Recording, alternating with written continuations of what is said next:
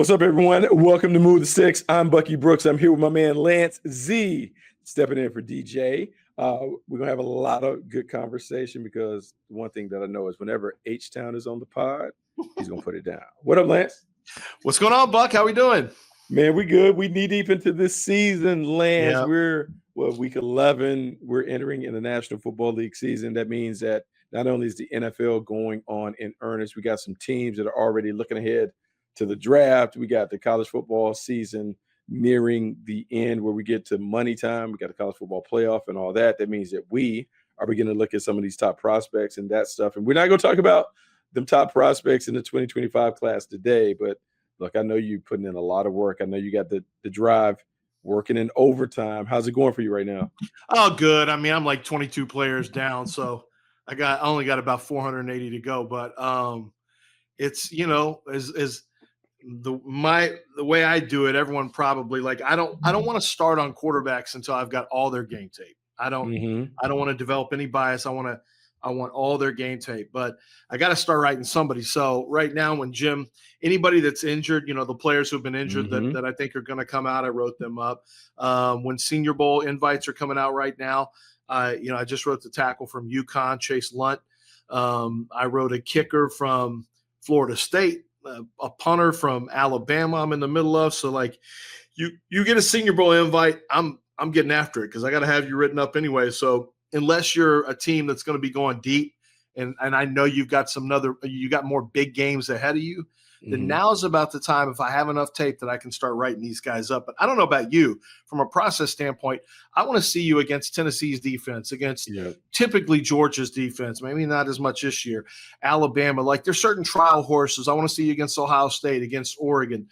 I want to see you against certain types of teams offensively or defensively because they're going to have some pro prospects on them and you're going to be playing against pros. So why do I care what you're doing against Rutgers when I can watch you against Oregon? You know what I mean?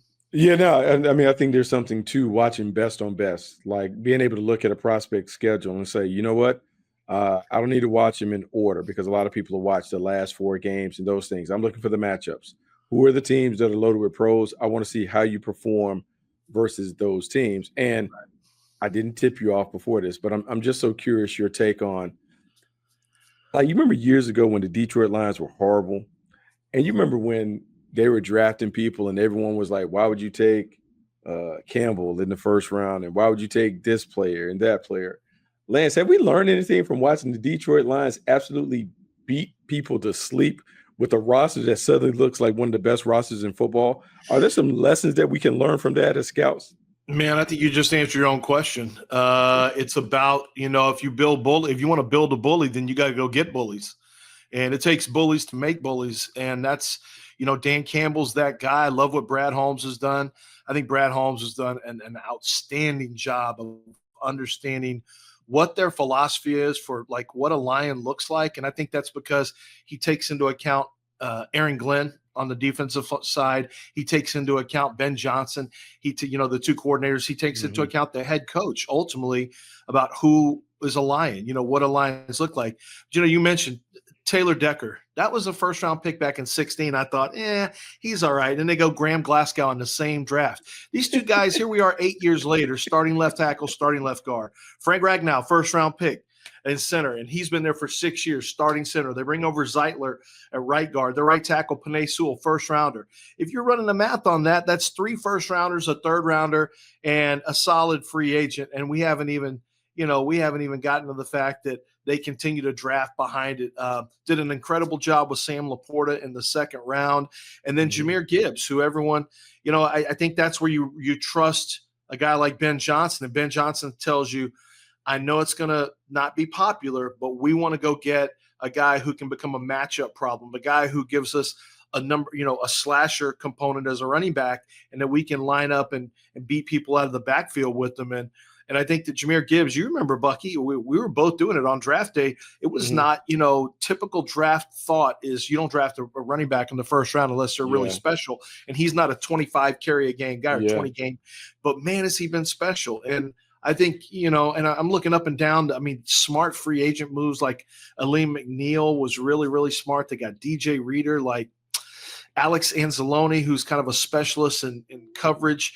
They've just been smart with how they built it, man. Brad Holmes has just done a great job. So it's funny, right? Because if you've ever been to Detroit, the one thing that you're going to see really quickly when you land at the airport is Detroit versus everybody. Really? And I feel like that they took that and they ran with it. They have this knack of like, hey, man, we don't care what you think about us. We don't care how you think about us building our team. We have a very specific criteria for who we're looking for to surround our team. And you talked about it takes bullies to know bullies. When you have Dan Campbell on top of it, like at the front of the room, talking about how they're going to beat people up and biting kneecaps and all that, it's very clear and apparent who they have. And having this conversation early today, and we're talking about like, man, Amon St. Brown is a dog. David Montgomery is a dog. Penei Sewell is a dog. To me, I'm like, yeah, you just don't draft those guys by coincidence. It is something that they're specifically seeking out to have a team that has that many guys that have that alpha, competitive, feisty personality that comes through in their play. And, fan bases are so fickle. Like, you really need to be looking at teams that build it from the ground floor, and you should want your team to do that. Like, the idea you're just going to add Dame Lillard to the Bucks and everything's going to be fine. I mean, it's not really how it works. I mean, you can try. It sounds good in theory, but the Miami super team of Wade, Bosh, and James, that doesn't come around much. And you can try to just add guys through free agency and through trades and stuff like that. But really growing your own is always the best approach. And knowing, and finding guys with great football character, great toughness. Terry and Arnold fits right into what Dan. I mean, that was a no-brainer. That's got Aaron Glenn and Dan Campbell written all over it. Terry and Arnold, and so they draft Lions, and they know what Lions look like. And you look at how they're built. That's the way. And a shrewd quarterback move. You look at the state the Colts are in right now versus the state the Lions are in. There, but by the grace of God, go I. Because you saw, Goff was not a hot commodity when he came over. He was not a hot commodity. He was a reclamation project, and they reclaimed him. And Ben Johnson deserves a lot of credit. They put the pieces around him. And, he's coming off a really bad game, but it's the first really bad game we've seen in a long, long time for Goff. Do you remember what your attitude was when Dan Campbell, when you first heard that he was, because he wasn't necessarily a hot name, but when he was first hired and his first initial press conference? So the press conference was one thing, right? It took a life of its own, the aggressiveness, the whatever. He didn't really talk X's and O's. He talks about mindset, mentality. But what drew me to Dan Campbell and why I was hopeful that this would work out is Dan Campbell, that original staff is a bunch of former NFL players. And what I always can appreciate is like when you keep it within the fraternity, because for so long you'll have NFL types kind of dismiss players and what players can do because, the evaluators have seen the players and have always felt like players were coddled. I love the fact that Dan Campbell, one, took a non-traditional path to be the head coach.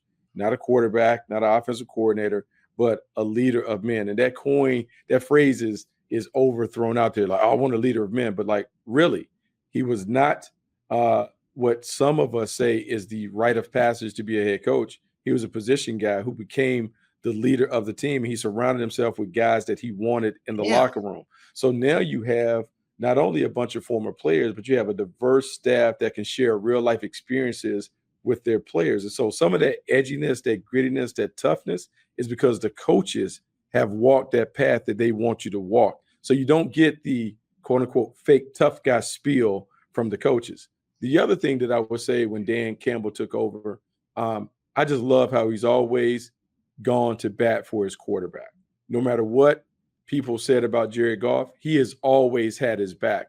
And what I would say is, as someone who was always a huge Jared Goff supporter, I think that the Lions were able to dig beneath the surface and see that Jared Goff has the requisite toughness to be in that locker room.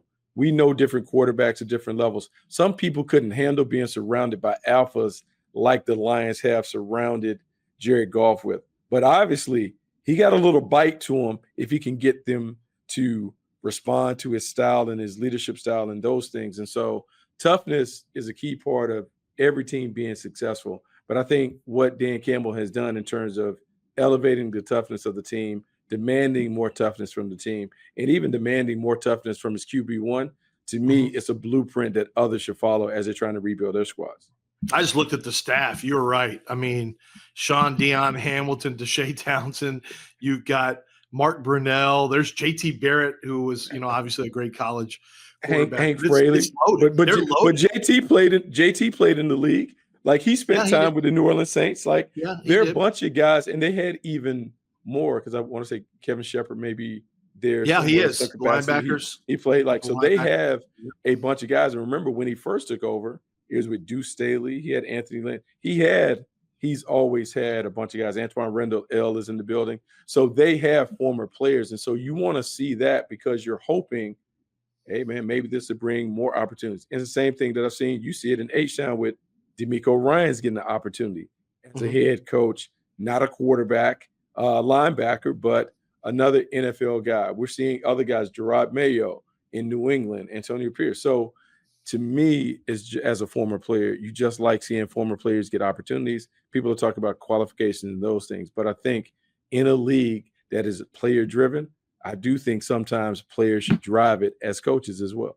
Yeah, and look, I've got a dad who was a coach my entire life, and he played some college ball, had separated shoulders, got into just full-time coaching, and so he didn't play at the the highest level, but coached at a high level, was a technical specialist on offensive line, really respected in the business. But there is something to be said in just my conversations with him over the years, and I think maybe even more now than it was before. There is something to be said with, it's the first thing you have to do on the pro level now is get guys to buy into you. And that's not just as a head coach. I mean, that's as a receivers coach, an O-line coach, a linebackers coach. They got to buy into you. And, the buy-in sometimes can be easier. It's an easier pathway potentially for a guy who's been through it and who knows what the dynamics are inside a locker room, who knows what the dynamics are, potentially especially if they're younger coaches, which more and more are getting younger in the 30s and early 40s. It's maybe a little easier to assimilate into your team in a way that's easier to relate.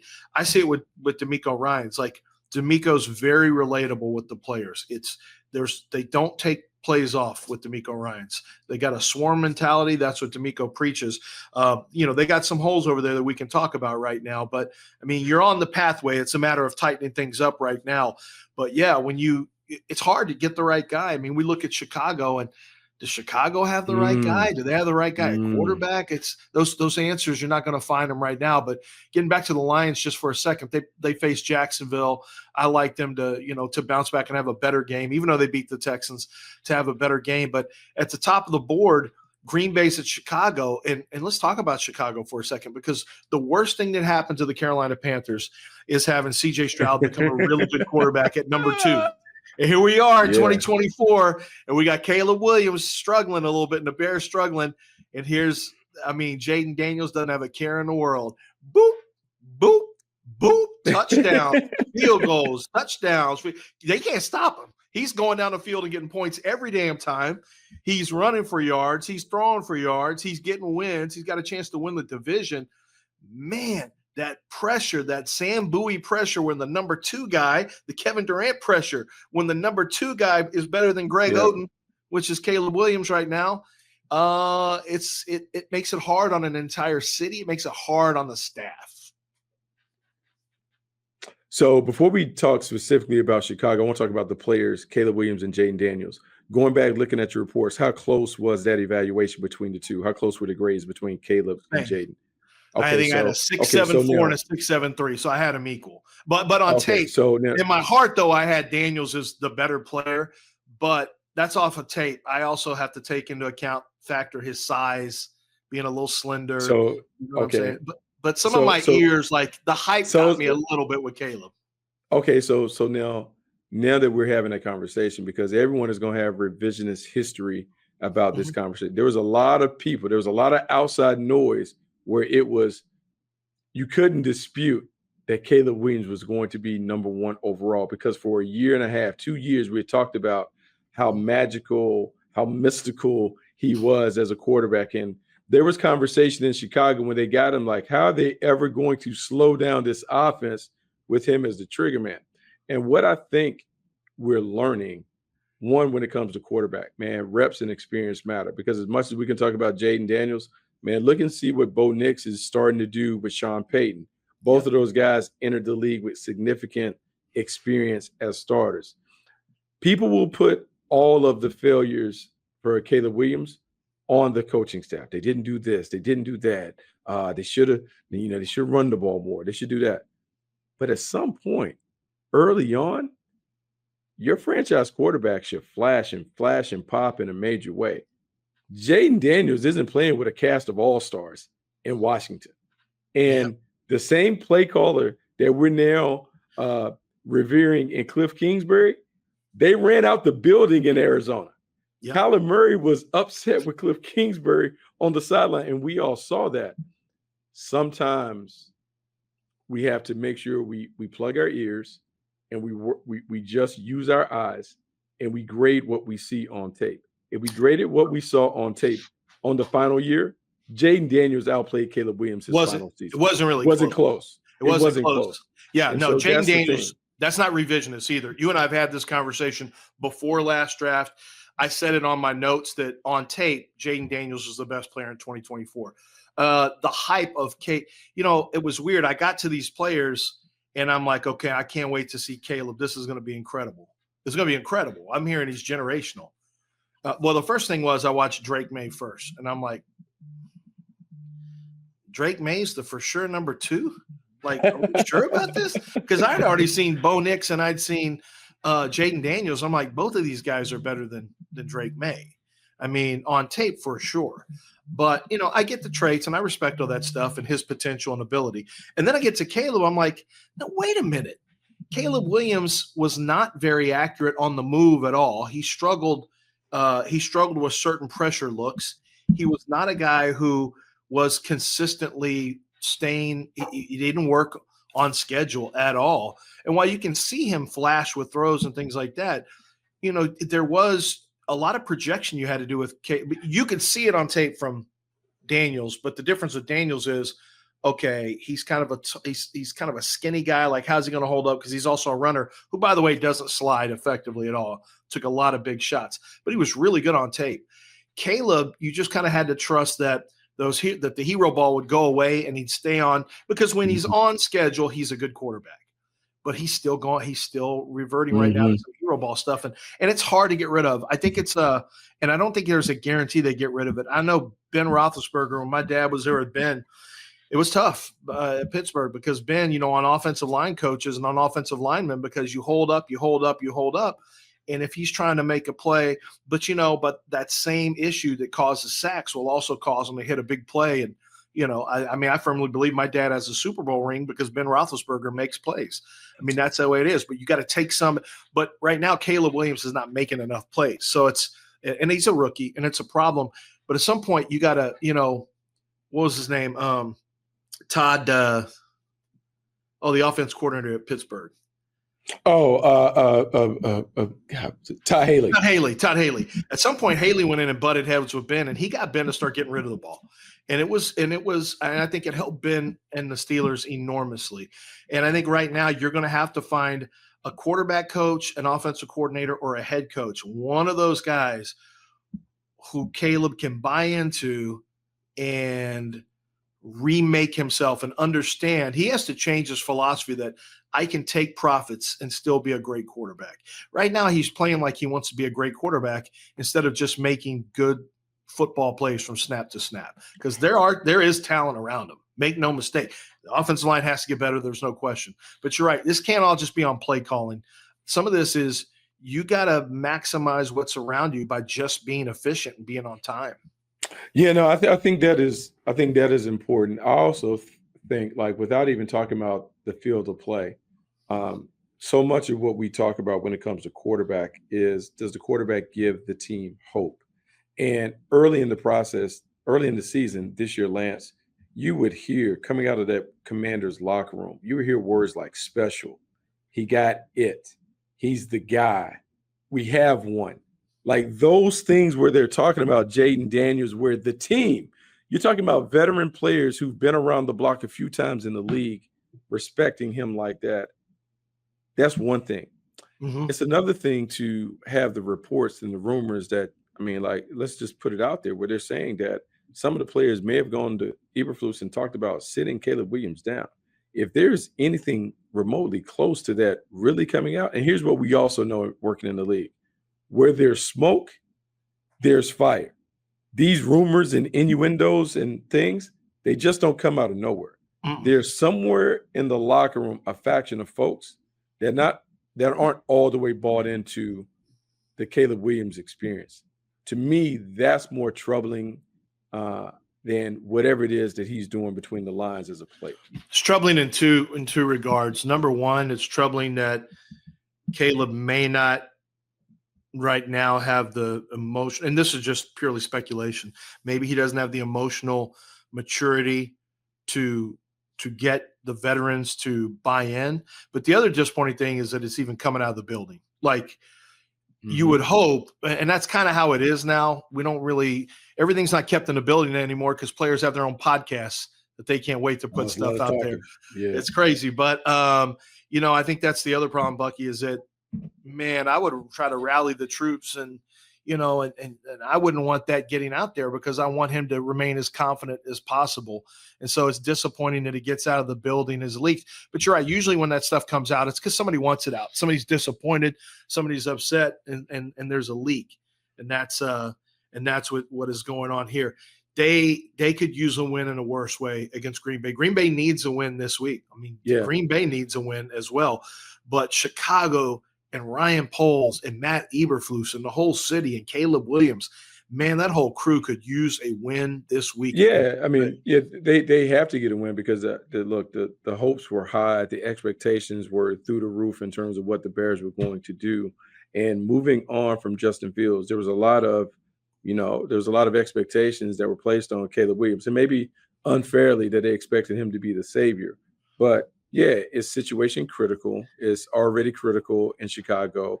You have Matt Eberflus who's coaching for Should it be critical? Job. Should it be critical already?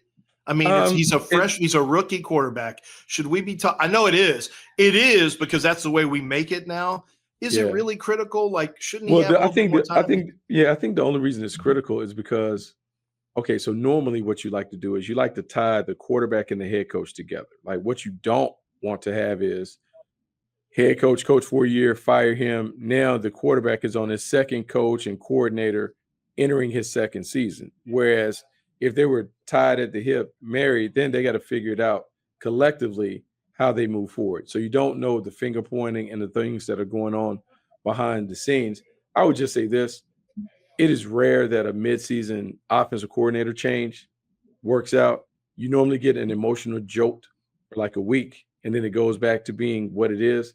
I'm curious to see what Thomas Brown does with this offense, if he can jumpstart, if he can find a way to get Caleb Williams playing. Because I watched Caleb Williams in London when they knocked off the Jaguars. And what I saw was a player who was trending up in terms of being able to play on time. He selectively utilized his athleticism and improvisational playmaking skills to make plays, but he appeared to have a good grasp on it. And I'll just say this league is a week-to-week league, and it's amazing how quickly the winds will change and just kind of put things there. Last thing, because we kind of jumped into this rookie quarterback conversation, Bo Nix, are you surprised at some of the success that Bo Nix is having with Sean Payton? No, not really. But I also, it was a weird thing. Like I wanted to give him 2 grades. I wanted to give him a 67, which is that's what I initially had him at, and people were freaking out. But I thought, man, he looked really good on tape. Like he had poise. He threw with accuracy. He threw with decent anticipation. Like I liked him a lot on tape. Then I didn't like him as much at the Senior Bowl. It wasn't as good at the Senior Bowl. Then I didn't really feel him at the Combine. And so I'm like, man, maybe I'm just getting too hyped on him. But the reality was I loved him in Denver with Peyton. I thought Sean Payton was a very specific coach he could go to and play his best football. And like my grade would have been higher for Sean Payton. But they didn't have, as you may remember, like what they didn't have they had a first round pick, but they didn't have a second round pick. And I just thought, well, he's not going to draft Bo Nix this high. So I don't see how Sean Payton's going to be able to get his hands on Bo Nix. Like he's not going to draft him this high. And then when he did, I thought, okay, Bo Nix, I think, could fail with a lot of different teams. He might have failed, but I thought Sean Payton is the perfect guy to bring him along in a quick hit offense, take advantage of his accuracy. Like, that was the perfect offense for him. So I'm not super surprised, honestly, about how he's playing. That's not really surprising me. And I think one of the reasons, because of what you brought up earlier, Bucky, 5 years as a starter, and he's gone through tremendous adversity. His time at Auburn was bad. Like, the Auburn fans were all over him. He didn't play great football. There was a lot of adversity he had to overcome. He had a year at Auburn, a year at Oregon where he was better, and then a really good final year. The trajectories of him and Jayden Daniels are very similar in a lot of different ways. And so getting through adversity and then having all those snaps under his belt and then finding the perfect, I think, offense and head coach, I think that was like all of that comes together to put Bo Nix in a position where he can be successful right now. Yeah, I think one of the lessons that I will learn, one, looking at quarterbacks, I want to see quarterbacks that have gone through some stuff and come out on the other side. I think it's really important, instead of beating them up for their early career struggles, let's see how they were able to navigate through those struggles and come out on the other side and perform better, because it appears that those guys who go through it early are better prepared to play in the pros when they get to it. Secondly, experience matters. We talk about 50 starts, going back to Brock Purdy with 49 starts, and then you have Bo Nix and Jayden Daniels. There appears to be a direct correlation between the amount of starts that you have as a collegian and the success that you can have early in your career as a quarterback. The final thing is the environment is everything. When we talk about rookie quarterbacks, it's really important, because we do this on Path to the Draft. We talk about operating instructions like, hey, take this player, but if you take this player, you have to do X, Y, and Z. Now more than ever, where the player lands, who's coaching him, who's calling the plays, and who's building the team around him, that might matter more than the talent that he walks into the door with. Yeah, dead on. Agree with all that. Okay, so now we're talking about quarterbacks and guys that have moved on. You remember way back when we had to evaluate Pat Mahomes and Josh Allen, and how crazy it was for some of us to view them at the top of the charts based on how they played at collegians? Well, guess what, Lance? It's time for Game of the Week, presented by DraftKings Sportsbook. This week, it's the Kansas City Chiefs and the Buffalo Bills. The spread is -2 favoring the Bills. The over-under is 46. And those two quarterbacks, those two guys that were outliers in their respective quarterback classes, are now squaring off. Let's preview this game, but let's talk about the game through the lens of those two quarterbacks and how they've developed in the league to become two of the best players that we've seen at the position. Yeah, I love it. Let's start right now, right off the bat with, there's a similarity between the two because they were both gunslingers in college. Both of them had to carry the team on their backs, the offense on their backs.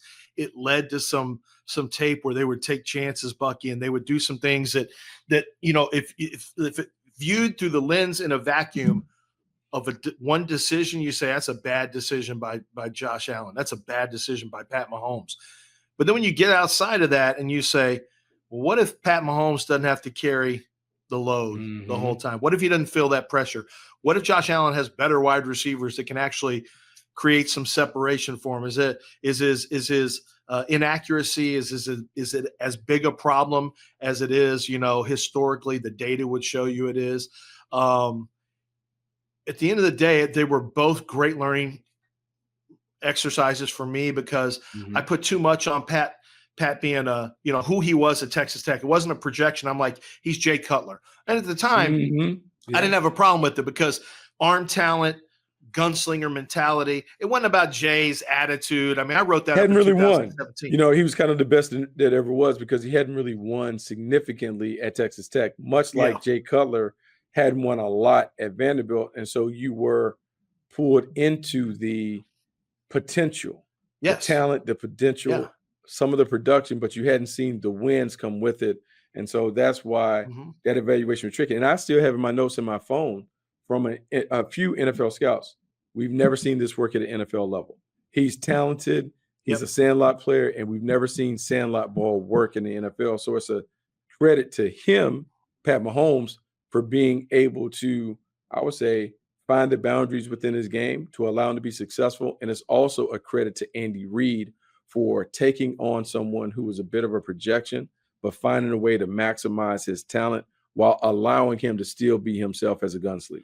But Jordan got his Pippen too. or Isaiah got his Joe Dumars, or whatever combination, Klay Thompson and Steph Curry, because Travis Kelce's ability to think and improvise along. You got one of the greatest improvising quarterbacks, there's the word, improvisational quarterbacks of all time, and you happen to have a tight end who thinks just like him. I mean, if you've ever watched anything where they've talked about it, they literally Travis will just break off a route and run whatever. He doesn't care. I'll just run whatever, and the quarterback will just kind of read it with me, and that's why they're so hard to guard. Why? The question was always asked, why can they not stop Travis Kelce? Because Travis Kelce, the routes he's running don't show up on tape. He's just doing stuff. He's just doing stuff, and his quarterback's with that. I never thought about that part when we talk about Sandlot. Yeah. His best wide receiver is a Sandlot specialist. Yes. So now you have two freelance players who somehow have mental telepathy to know what each is doing. And none of us on the other side can figure out what they're going to do because they don't even know when they break the huddle. They don't know. That is fantastic. But on the other side, the Buffalo Bills have kind of done the Pat Mahomes thing where before they surrounded Josh Allen with a premier wide receiver in Stephon Diggs. They had a number 2 receiver in Gabe Davis. They removed both of those pieces, and somehow the Buffalo Bills are better. Yes, they make a trade for Amari Cooper, but he hasn't made a significant impact. They have, I would say, benefited from addition by subtraction because they're getting a better version of Josh Allen in an offense that's more balanced and I would say more of a committee or collective than what it used to be when it was a hierarchy and you knew who's 1, who's 2, who's 3, et cetera. It's been incredible to watch because I thought losing Diggs would hurt, but the reality is the Diggs loss meant more time for not just James Cook, but also Ray Davis, who's been a fantastic rookie addition there in the 3rd or 4th round, whatever it was, running back out of Kentucky. James Cook has been awesome. And now you get the sense that the interception numbers being so far down for Josh Allen is really impressive. He's not throwing stuff. He and Lamar Jackson, guys who make mistakes in the red zone. They're not making mistakes in the red zone this year. It's a different league. It's a different game to both of them. I think Josh is unencumbered by feeling like he has to get the ball to Diggs. I think having a running game has helped him the same way it helped Jared Goff, the same way it's helping Justin Herbert. You can run the ball, you take a little bit more off the quarterback's shoulders, and you get more efficient output. And that's what's happening with the Buffalo Bills. And, Khalil Shakir, look at how Brandon Beane's done a great job too. Khalil Shakir is just a guy who just get the ball in his hands and good things happen. They've been able to find quality play out of both tight ends where Dawson Knox and Dalton Kincaid have both done a nice job of catching passes here and there. I think Josh has learned how to spread the ball around because when you're a guy who I saw this with Deshaun Watson in Houston, when you had D-Hop, when you only go to one guy, Matthew Stafford with Megatron, when you're only going to one guy all the time, you're not really developing as a quarterback. You're developing, I would even say Tom Brady with Rob Gronkowski to an extent. When he didn't have Gronk, remember how Tom Brady's production was way down? Like this great Tom Brady, he wasn't the same guy without his safety blanket. And so sometimes when you take a safety blanket away, it forces quarterbacks to be more open-minded about where they want to go with the ball. And so a play call that normally they know where they're going to go, they're going to their guy. Now they're forced to let's just see how it develops. Let's see. And I think they learn the offense better that way because it seems like it with Josh Allen. Yeah, it 100%. It's the same thing that happened with Pat Mahomes. You remove Tyreek Hill, he wins 2 titles and becomes even better as they're on the verge of a potential 3-peat. With Josh Allen, you remove Stephon Diggs, who was his trusted confidant in terms of in those big moments the ball was going to Stephon Diggs. Now he is forced to utilize the entire the entire group. He's also forced to exhaust every option of the play, which is something that he wasn't doing before. To me, this game comes down to defense. And when you think about the two defenses, the Buffalo Bills are a blue-collar, workman-like defense. Not a lot of star power, but, man, collectively, they're kind of like Voltron. Like, you put them all together, they kind of go in their Optimus Prime and do their thing. On the other end, the Kansas City Chiefs just find ways to win because defensively, Chris Jones is a monster. He brings some people with him. Trent McDuffie can get it done, locked down on the outside. Just a really good group. What do you think when you see these two defenses take the field? Man, I mean, if you want to find a defense, if you want to find an MVP for Kansas City, people will say Mahomes. It might be Steve Spagnuolo. He's doing an Ooh. unbelievable job. Spags has been great. But I have a feeling that, those Buffalo games, they like to run them at 12 Eastern. I mean, 1 Eastern, 12 Mm-hmm. Central, and 10 Pacific. Well, they're going to have an extra 3 hours and 25 minutes to get liquored up. So I think Bills Mafia is going to be out of control. I like Buffalo here. I think what you're going to see is kind of unfinished business for it's Pat Mahomes always just is a stick in the side of the Buffalo Bills, and I think this is that unfinished business that I saw it in college this week. Ole Miss and Lane Kiffin taking out Kirby Smart in Georgia. That unfinished business, they could never get over the hump, and they got over the hump in college football last week. I think Buffalo gets over the hump here as a 2-point favorite against the Chiefs. And I like the Bills here. And one of the reasons I like them is because I think that James Cook can also, and keep an eye on this, both running backs, Cook and Davis, can be factors out of the backfield. So even if they tighten up the run game, the Kansas City Chiefs defensively, I think the fact that your running backs can get out and match up on linebackers are something you're going to have to take a look at in this game from a schematic standpoint. No, I'm going to go the other way because I think the Kansas City Chiefs have mastered the art of winning. I'm going to take them even though the Bills are favored. I'm looking for the Kansas City Chiefs to not only defend their crown, but to send a little message. You're going to have to deal with us in the postseason. Download the DraftKings Sportsbook app now. Use code MTS. New customers can bet just $5 to get $200 in bonus bets only on DraftKings Sportsbook with code MTS. The crown is yours. Now that we finished the game of the week, let's take a break, and we'll be right back to wrap up the show. All right, Lance, so we're nearing the fourth quarter of the pod. Give me something that you're brewing on, something that we should talk about before we close this out. I think the growth of, I think we have two very different quarterbacks headed in different directions with Baltimore and Pittsburgh. You have Lamar Jackson, who continues to build. He had that one MVP year, then it was kind of doldrums, didn't throw as well, was always hurt, couldn't finish seasons. Then he came back with a strong year, and this is his best year by far of all. I think he and Monken have been incredible together. I think Lamar is getting better as a quarterback. But for everything Lamar is doing, how about the fact that we give a little shout out and a little credit to Mike Tomlin, Mike T, and Russell Wilson. It was not a popular move when they went away from Justin Fields, but up to this point, they continue to win. With Russell Wilson, the offense has actually gotten better. The old wily veteran has done what he needs to do and is keeping things on the track. And Mike Tomlin, who everyone wants to find a reason to chase Mike off, like just because they're tired of him being there for so long. Mike T's got that team in a great space right now. And if they beat the Ravens are coming up this weekend at home with Russell Wilson, going through kind of a redemption tour, I think that'd be an incredible story, because the story is Lamar Jackson and the Ravens. But the reality is Mike Tomlin and Russell Wilson, who've been around a long time, they've seen a lot of wins. And it's a team that Lamar, sometimes he struggles against the Steelers. So I think watching Russell Wilson, can he beat the most dynamic quarterback in pro football right now? That's a good storyline to watch. That is a great storyline to watch. And, it's funny because everyone was so down on the Pittsburgh Steelers when they made the quarterback moves, not only for Russell, but for Justin Fields. They were like, if you have two quarterbacks, you don't have one. But the Pittsburgh Steelers appear to have flipped that narrative and said, no, we can win with either guy, but Russell Wilson gives us what we need to potentially be a Super Bowl contender. In this game, Russell Wilson's experience and the fact, let's be honest, the Baltimore Ravens defense has not been great.